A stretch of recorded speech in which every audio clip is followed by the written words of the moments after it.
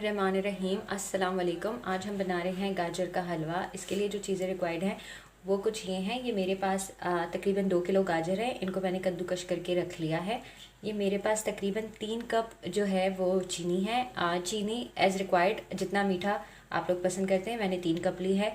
साथ में ये बादाम है, इनको मैंने बॉईल करके इनका छिलका उतार लिया है। ये खोया है मेरे पास, और ये जो है मैंने 5 अदद छोटी इलायचियों को इस तरह से मोटा मोटा क्रश कर लिया है। देसी घी चाहिए होगा। और दूध मैंने लिया है तकरीबन 1.5 किलो, और उसको मैंने चूल्हे पे बॉईल करने के लिए रख दिया है। तो स्टार्ट करते हैं। अपने गाजरों को जो है वो पकते हुए तकरीबन 1 घंटा हो गया है और दूध खुश्क हो चुका है। थोड़ा थोड़ा अभी इसमें जो है वो लिक्विड बाकी है, ये देखें। अब स्टेज पे हम इसमें चीनी शामिल करेंगे। बिस्मिल्लाहिर्रहमानिर्रहीम। थोड़ा रोक लेंगे।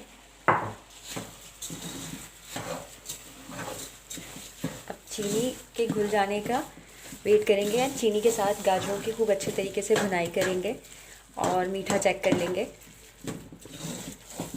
क्योंकि चीनी ने भी अभी पानी छोड़ना है। तो हम जो है वो फ्लेम हाई करके, अब देखें चीनी ने पानी छोड़ना शुरू किया है। हम इसको खूब अच्छे तरीके से भुनेंगे और फिर आपको दिखाते हैं। देखिए चीनी का पानी खुश्क हो गया है और मैंने और अच्छे तरीके से इसको जो है वो भून लिया है। अब हम इसमें जो है वो घी शामिल करेंगे।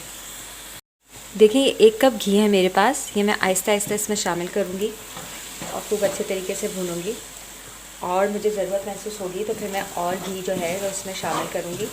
और अब जो है हम इसको अच्छे तरीके से भूनेंगे। साथ में हम इलायची का पाउडर भी शामिल कर देंगे, और अब जो है वो खूब अच्छे तरीके से घी के साथ इसको भूनेंगे।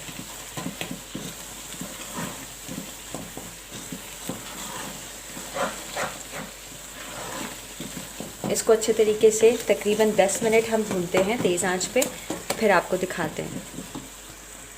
देखें अब जो है ना तेज़ आंच पे तकरीबन मैंने इसको 10 मिनट भून लिया है, और अब जो है वो पतीली ने जो है वो इसको छोड़ना शुरू कर दिया है। देखें खूब अच्छे तरीके से भुन गया है। जब हम इसको मिक्स कर रहे हैं तो साइडें छोड़ दी हैं पतीली ने। इस पर हम थोड़े से बादाम अभी शामिल करेंगे, बाकी मैंने रोक लिए हैं गार्निशिंग के लिए। और खोया शामिल करेंगे।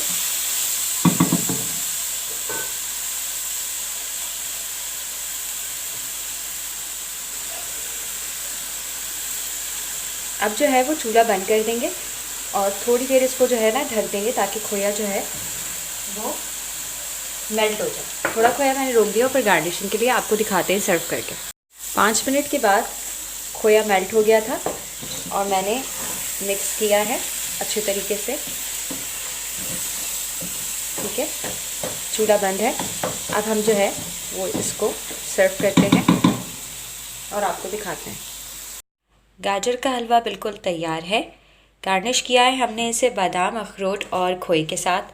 रेसिपी अच्छी लगे तो please do subscribe to my channel. Thank you so much.